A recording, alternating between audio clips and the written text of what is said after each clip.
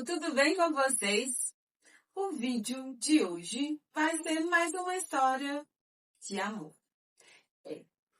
Você acredita em destino? Acredita que o que está escrito realmente é para acontecer? Vamos ouvir essa história.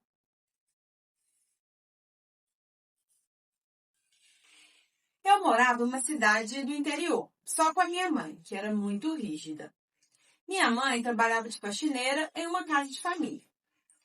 Ela não me deixava fazer quase nada. Para ela, eu só ia de casa para a escola e voltava.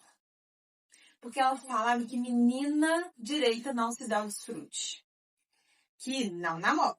E que também não era para me namorar com ninguém daquela cidade, porque só existia gente pobre e que eu tinha que encontrar um homem rico para não terminar como ela. Só que eu sempre olhei um rapaz que trabalhava na oficina do pai dele. Já fazia um bom tempo. Morávamos na mesma rua.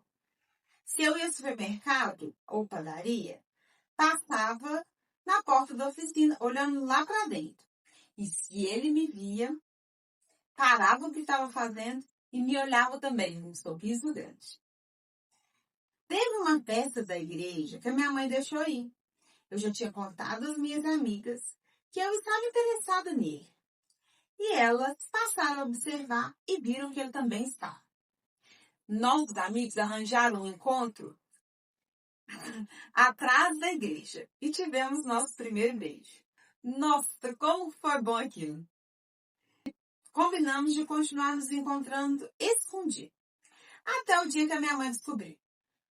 Ela não falou nada comigo, apenas foi na oficina do pai dele e falou com o pai e o filho que aquela história tinha que acabar naquele mesmo dia. Falou com o rapaz que se ele gostasse mesmo de mim, que terminasse. Fosse caso contrário, a filha dela ia sofrer as consequências. Toda a cidade sabia o quanto minha mãe era rígida. E o pai do rapaz aconselhou ele para que fizesse o que a minha mãe pediu. Que se fosse para a gente ficar junto, um dia daria certo. O que ele fez? Só deixou um bilhete terminando. Eu fiquei arrasada. Eu pensava que ele era o amor da minha vida. E depois que passou um pouco, eu fantasiava uma possível volta. O que não aconteceu. Até que ele mudou de cidade, pois foi estudar. Nos afastamos completamente. Não tinha contato dele e depois eu também mudei de cidade, fui viver minha vida. Tive alguns relacionamentos, mas nunca casei. Até procurei o rapaz pelas redes sociais, mas nunca encontrei ele pelo nome. E com o tempo eu desisti. Tenho algumas amigas, já faz alguns anos, e temos o hábito de nos encontrar. Pelo menos umas 2 vezes por mês numa pizzaria.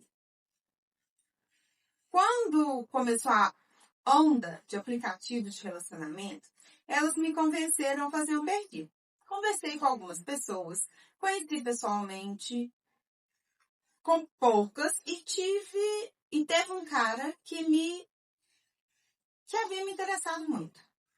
Marquei um encontro com ele numa sexta na pizzaria, para que minhas amigas também tivessem opinião sobre ele. Como falei que iria com as minhas amigas, ele perguntou se poderia levar um amigo. Eu disse que não teria problema. Eu já tinha chegado. E quando ele e o amigo chegaram, eu gelei. O amigo era o meu amor de infância. Tentei disfarçar meu desconforto, cumprimentei os dois e fui sentar com o rapaz que eu conversava. Tivemos até uma noite agradável. E assim que cheguei em casa, entrei nas redes sociais dele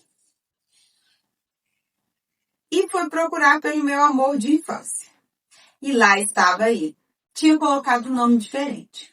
Então não tinha possibilidade de eu encontrar. Tomei coragem e mandei a primeira mensagem. Ele rapidamente respondeu. Disse que não queria atrapalhar o encontro, mas que não sabia se o amigo seria uma boa opção para mim.